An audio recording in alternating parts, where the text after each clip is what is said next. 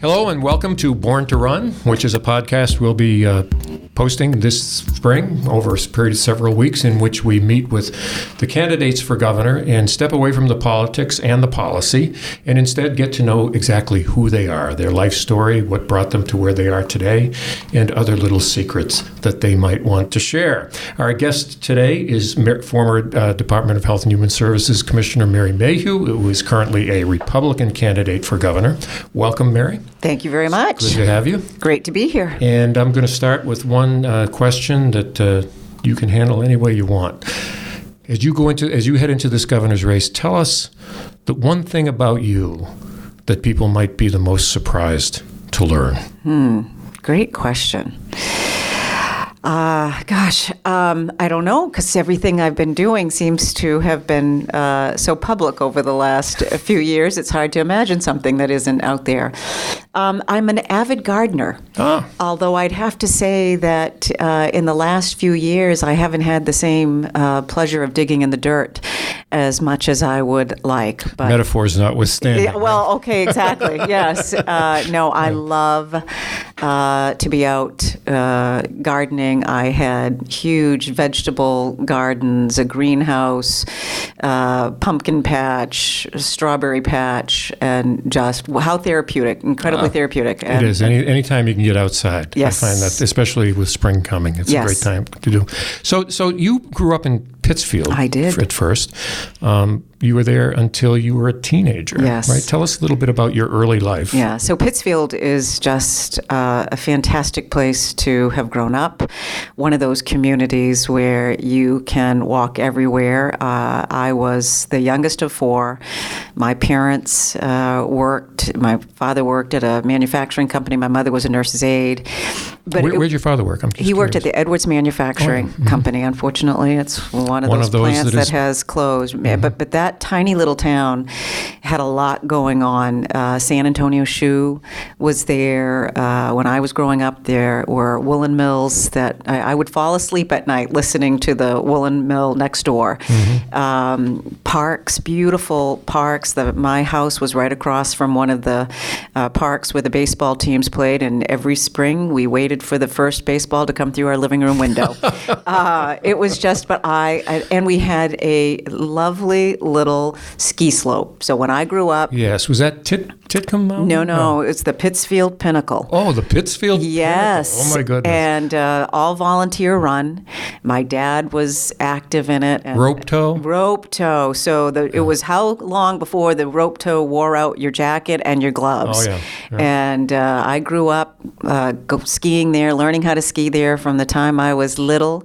And we had night skiing. It was just, but it was about community. It was just such an Typical incredible small town life. Now, your mom was a nurse's aide? She was a nurse's aide at Sebasticook Valley Hospital. Mm-hmm. So you were from a working family. A working family, and I'll never forget, this hasn't changed much, but the hospital never liked it when my mother thought she needed to stay at home with a sick child. So they would routinely say, just bring her up to the hospital. Really? And of course, then they would put me perhaps in the nurse's lounge, and at that time, they could still smoke in the nurse's lounge. So there I was with a cold, hanging out in the nurse's lounge, and they were smoking away. That is amazing. Things have changed. So when you were 14 now, your life changed considerably. You went from Maine to Arkansas. Mississippi Delta area of Arkansas. Which in some ways... Arkansas is a small rural state. Maine's a small rural state. But I suspect that what you're going to tell us is that was a pretty stark contrast that you faced moving down there. It was. And, my mother's parents were getting older. And I think my father was tired of some of the winters. And so I remember my father saying to me, Mary, this is up to you. Like I believed that decision was truly up to me. So yes, I thought Maine was rural until we moved to Arkansas. And we moved to a small town, Paragould, Arkansas. And it was a huge cultural difference. Especially at 14. At 14. Tough age to move. And my father was determined that we were going to live way out in the country. Now, again, remember, growing up in Pittsfield wasn't some huge urban area. Right, I mean, I lived next to the post office, so yeah. But when we moved to Arkansas, we lived out on a gravel road. And the school districts had not been consolidated. So the first high school that I went to was a tiny, tiny little high school, very little in terms of athletics or activities. And I still vividly remember the first day driving up to it, and the tears were just coming down my face, thinking, where am I? It was just so Now, different. was it a more racially diverse high school than anything you'd seen in Maine, I wonder? No. Unfortunately, there were still strong examples of racism in that area of Arkansas. It was not. So it was all white? It was much. all white, yes. And looking at your biography, I see you were there for really only a few years, right? So, and I went to a few different high schools because I think we actually moved right after we got down there, moved to not that far away, but ended up in a different high school district. And this high school, my father had been on the school board in Pittsfield, Maine, and had served actually on the state school board association. I still have some of the old letters, like one he received from Jim Longley. Oh, goodness. Yeah, oh yes. But he actually went to this high school that I was supposed to go to, and he came back and said, I can't send you there. But I had to go in front of this school board and talk about why I needed a foreign language, because the school did not teach foreign language. And by asserting how important getting a foreign language was, then I could go to a different high school. Why was it important to you at that point? Well, certainly I was focused on going to college. I felt strongly that I needed to.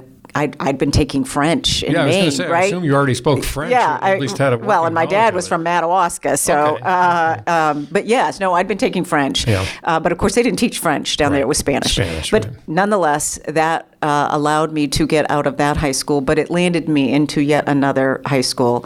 I'll just speed ahead a little bit.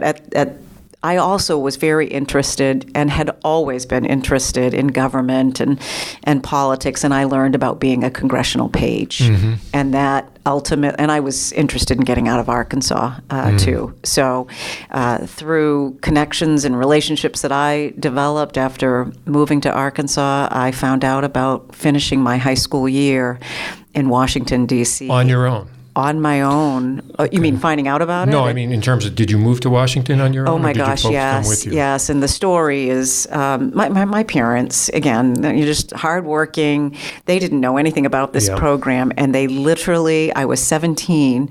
And you were the last. Yes. Your siblings had moved on. So they might have been interested in just, okay, we're done. So they dropped me off in Washington, D.C., literally dropped me off. We thought that things were all sort of squared away, and I show up for what I think is my first day of work, first day of school, and the congressman's staff said, "You are here a month too soon." Well, I had no money. I mean, I needed to, because part of being a page, you were paid to work in the House of Representatives, and you went to school, high school, in the morning. So I needed that check to pay my rent.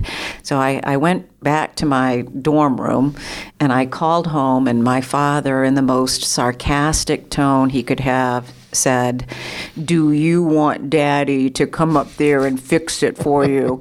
I slammed the phone down. I went back up onto the hill and said, "You have got to give me a job." I'm sure trembling in my shoes the whole time. Yeah. And they did. Okay, and then you stayed there through high school. So tell us about your high school graduation. Yes, so I graduated. So I finished my second semester of my high school year. My graduation of my senior year. So my high school graduation was amazing. We had ceremonies on Capitol Hill. Bob Dole was part of that ceremony. And then ultimately, we had a ceremony at the White House with President Reagan.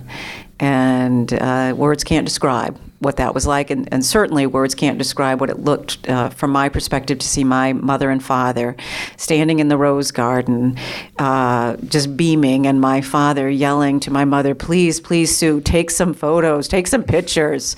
It was amazing. Now, if I'm correct, your parents were Democrats, right? Oh yes. Yes, you were a Democratic household. I was a Didn't matter, huh? Democratic household. The White House is the White House. The White House, exactly. And of course, I was one of my friends. We were trying to figure out where the president was going to stand, so that as part of the photo, we would be on either side of him, and we managed to do that. Photobombed Reagan. Yes. Huh? Oh, that doesn't get much better than that. Right with him. So you finished high school and stayed in D.C. for some time? No, I wish I had. Oh, you went to Atlanta. No, I thought I had escaped Arkansas. My father said, "You will come back to Arkansas and go to school." Oh. Okay. So I returned to Arkansas. My father died shortly thereafter, died when I was 19. He had lung cancer, which was just, for me, so much of my passion for political debate and discussion was all through my conversations with him. So he was a real role model for you. Oh, huge. Yeah. And a leader in his community, and which obviously growing up in Pittsfield, when we moved to Arkansas, he wasn't certainly as active or as engaged, but you were from away. We were from there. away, right. and very different. Yeah. But then ultimately I did go back to So what happened when your father died? How did that change your whole family situation? What did your mom do? What did you do? So it's just hard to even describe. First of all, when he was diagnosed with lung cancer, no one really would say what his prognosis was. And my father died right before Thanksgiving, but I can remember that day they said, "Oh, he'll be home tomorrow." So never really even giving us an understanding of how sick he was. It was, my mother and I we were lost. Mm-hmm. We were absolutely lost. She and I, we spent a lot of time debating, can we just move back to Maine? But at that point, she had really taken on a lot of responsibility for her parents.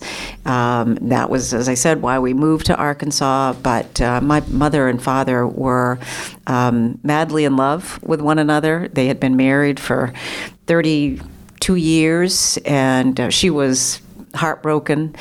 And so for both of us, it was just this amazing person in our lives gone, and we struggled with it. I came back and moved back home with her for a semester. Went to school locally so that I'd be there with her, trying to figure out next steps. And next steps brought you back to Washington for a while. We're going to move through some of this quickly, but you worked for a congressman. So I went right back. I packed my bags, went back to D.C. and worked for the same member of Congress who had originally appointed me as a congressional page. And eventually, you came back to Maine. I did. That was around 1990. 90, yeah. 90. Couldn't wait to come back to Maine. And at this point, you jumped right in to politics, if I recall. You worked with Pat McGowan in his race against Olympia Snowe. You managed his campaign. I did. I had been living in Atlanta, and Pat McGowan and the McGowan family, they were old friends from Pittsfield. And so Pat had spoken to me about his campaign and would I come back to Maine to run it. So to be able to come back and work for a family friend and to come back to Maine, it was just it was a great opportunity. And kind of a rough and tumble race, if I recall. Yes, it was. Absolutely. So as we discuss this is all happening under kind of the a Democratic hue, if you will. You were a Democrat at the time, and your family was.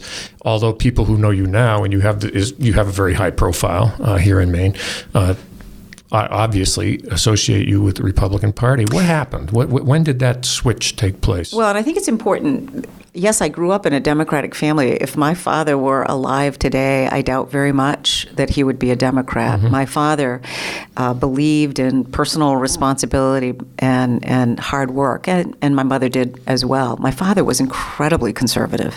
He was very conservative socially and fiscally. So what made him a Democrat back then? Well, I think that the Democratic Party leaned more in that direction mm-hmm. back then. His mother... So he was the classic blue-collar Democrat. Blue-collar Democrat. I remember distinctly he loved President Nixon, some of Nixon's foreign policy mm-hmm. objectives.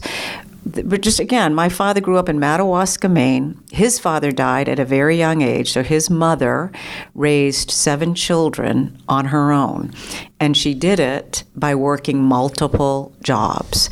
She believed as much in that work ethic and that commitment to work. She raised her kids that way. That's how my father raised my siblings.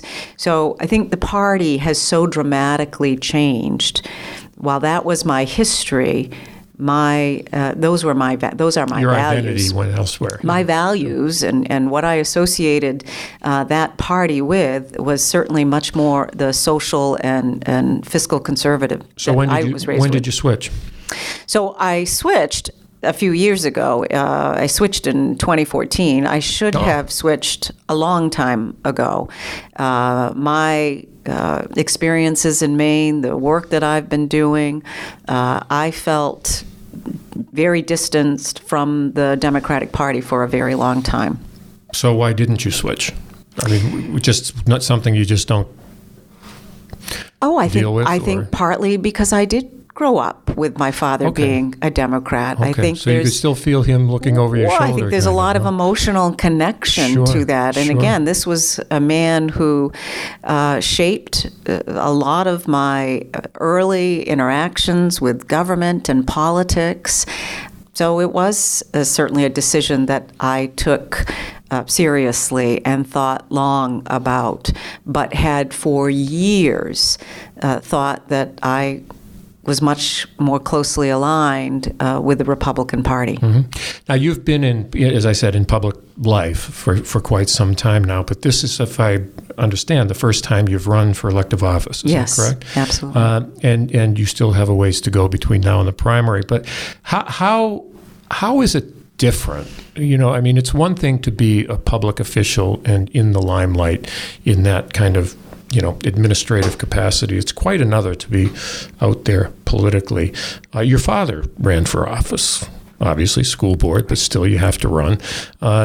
What have you learned so far about the whole dynamics of being a political candidate versus a government official?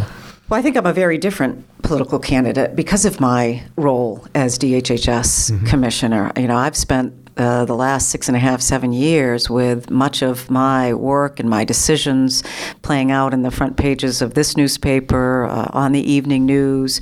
So I certainly went into this having already spent several years publicly talking about and advocating for. But here's the other thing. Being DHHS commissioner is rarely a launching pad for a political career. Mm-hmm. I'm running because I believe so strongly in what we've done and why I want to see that continued.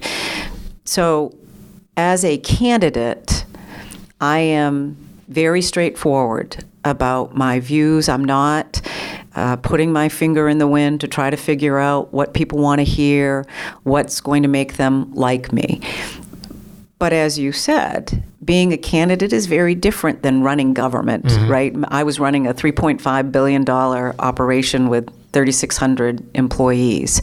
So learning about campaigning and certainly one of the bigger challenges, I think, is learning about the role that social media mm-hmm. plays in a campaign. I've never been a huge fan of social media.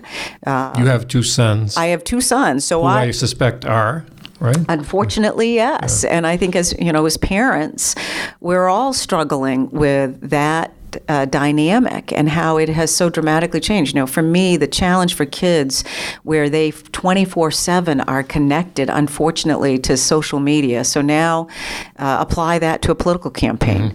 Mm-hmm. It's a very different role that it's playing in campaigns. And so that's been a big challenge. Sure. But I love campaigning. I love going into businesses and talking to individuals and employees and learning about not only their business, but their views of Maine, their what they want to achieve with their business, talking to families throughout the state. It's been amazing. Mm-hmm.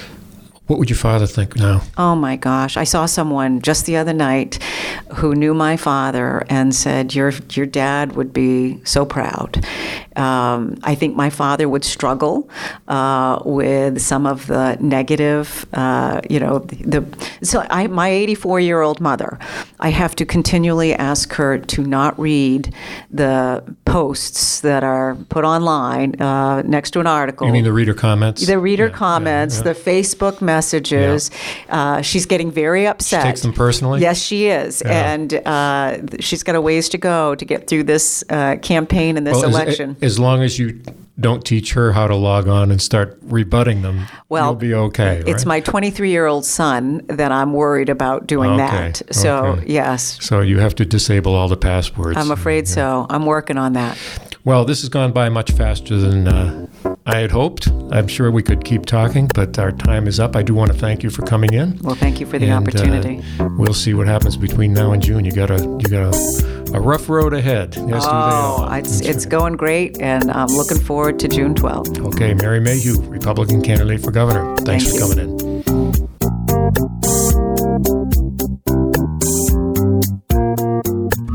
Thanks for joining us for this installment of Born to Run. This podcast and others with gubernatorial candidates will be available on our website at pressherald.com.